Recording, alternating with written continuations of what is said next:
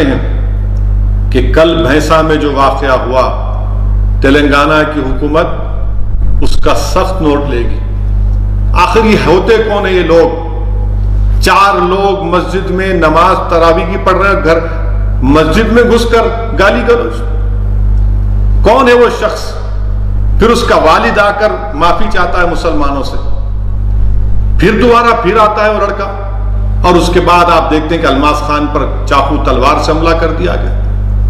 میں حکومت سے مطالبہ کرتا ہوں کہ جب آپ کے پاس فیس ریکگنیشن ٹیکنالوجی ہے تو بھینسا میں رکھیے نا، اس کو لگائیے، پورے CCTV کیمراز کیوں نہیں لگاتے وہاں پر؟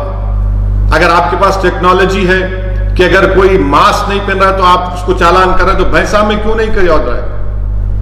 بھینسا میں چاہے کوئی بھی غلطی کرا ہو، چاہے وہ کسی مذہب کا ہو، مسلمان ہو، ہندو ہو، مجلس کا ہو یا BJP کا ہو یا ہندو واہنی کا ہو، کوئی بھی ہو، میں تلنگانہ کے چیف منسٹر سے اس بات کا مطالبہ کرتا ہوں کہ سخت ایکشن لو آپ۔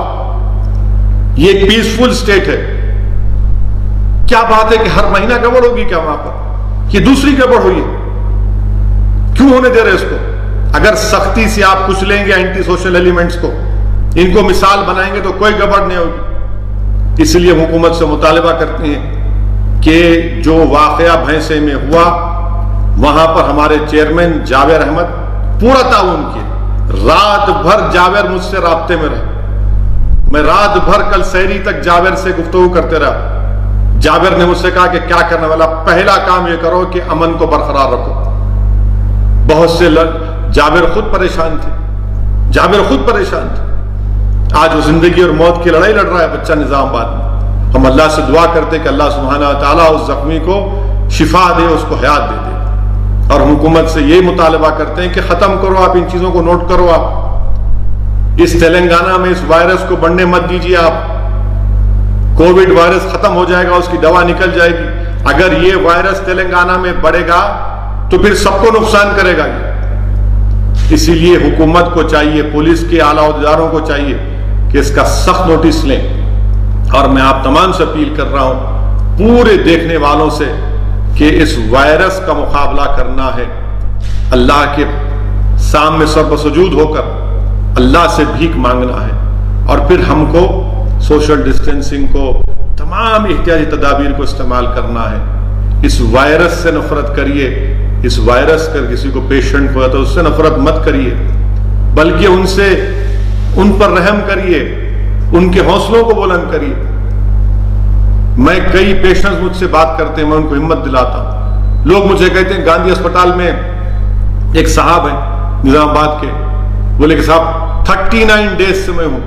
میں وہاں ڈاکٹر سے بات کیا تو بولے اویسی صاحب ان کے 8 ٹیسٹ آئے، 8 ٹیسٹ میں 6 نیگیٹو ہیں، 6 پازیٹیو ہیں اور 2 نیگیٹو ہیں۔ اس لیے صبر کریے، کسی کو شوق نہیں اسپتال میں رکھنے کا، مقصد ایک ہی ہے کہ آپ کی جان کو بچایا جائے۔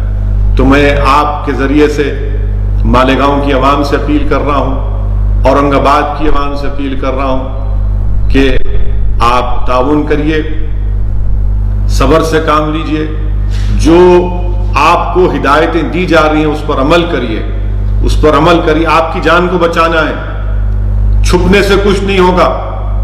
اگر آپ چھپیں گے مرض بڑھے گا، اور مرض جب بڑھے گا تو ہو سکتا ہے کسی اور کو لگ جائے گا۔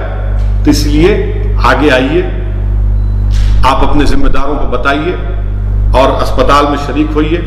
انشاءاللہ تعالی اس سے آپ کی جان بچے گی، آپ کے افراد خاندان کی جان بچے گی، اور اس شہر، اس محلے میں ہم ایک نارملسی کو لا سکتے ہیں۔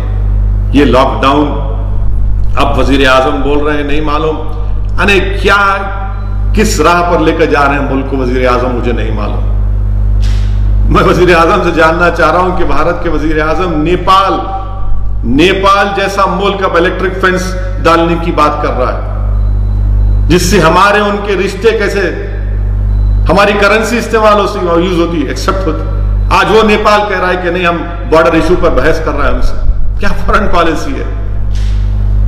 سکھم میں ہمارے چین سے سپاہیوں سے مت بھیڑ، کیا ہو رہا ہے؟ آپ نے کہا تھا وزیر اعظم، پارلیمنٹ میں آپ کے منسٹر نے کہا تھا کہ اگست 2 کو کہا تھا کہ اب کوئی ٹیررسٹ ایکشن، کوئی ایکٹیویٹی نہیں ہوگی کشمیر میں.